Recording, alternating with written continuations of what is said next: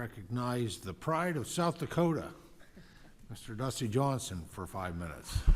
Thank you, Mr. Chairman. Mr. Cameron, come to you.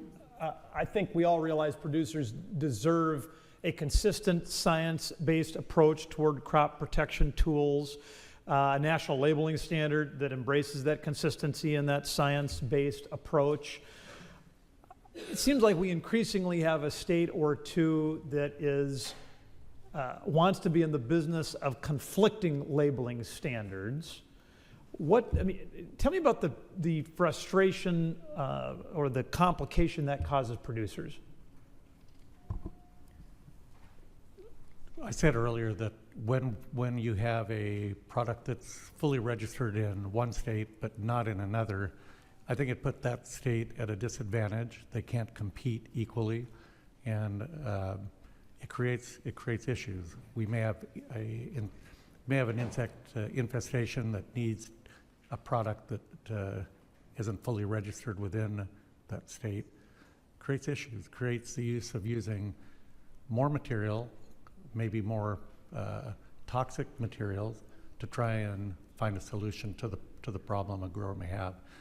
So, yeah, I'm always in support of uniform labeling and uniform, distribution of the product and the legality, the legal side of application. And I think the committee here, most members well understand the rigorous science-based approach that EPA engages in to get these labeling requirements. I think it's broadly accepted across the industry. States that are attempting to do their own labels have their own processes. Do any of them match or exceed the rigor of what we see at the federal level? Occasionally that is the case, yep. They may make the product more restrictive, put buffer zones. No, I know that they may be more restrictive, but is there scientific analysis? I mean, are they doing more science, or are they allowing political science to creep into their findings? I think it's probably a mix of both. Yeah, sure. Okay, how about for you, Mr. Abbott? You talked about, and I thought appropriately so, that ESA compliance has been trending away from practical solutions and toward more land restrictions. Seems like in some cases that can be the wrong approach. Can technology help solve these problems?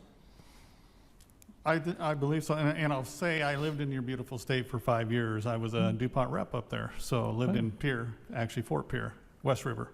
So I would say yes, the adjuvants play a huge part into that on the ESA. There's several different things that can be, and we're recognized from nozzles, different things, but in order to fine tune it and help reduce that buffer even more, because let's face it, if you do a buffer zone, that's lost production, and that's money out of the farmer's pocket.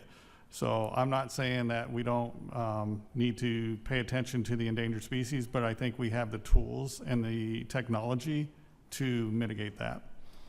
So you mentioned nozzles. I mean, help us understand, explain for folks a little bit how some of these drift reduction tools, these practical tools, can help. How do they work? Sure.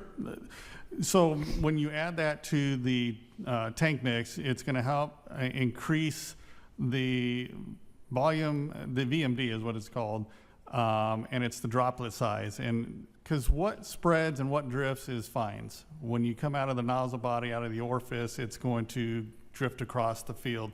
We're influencing that to minimize that. You're never going to totally eliminate it, but you can definitely severely reduce that. I don't have any particular answer in mind, but is there something Congress can do to encourage more of these technological, practical solutions rather than just carte blanche land restrictions? I would say work with within the committees that are in Congress and support and the funding, because I think some of this they don't quite understand. We need to get adequate resources there to bring in the experts, if you will. Thank you very much, gentlemen. Mr. Chairman, I would yield back.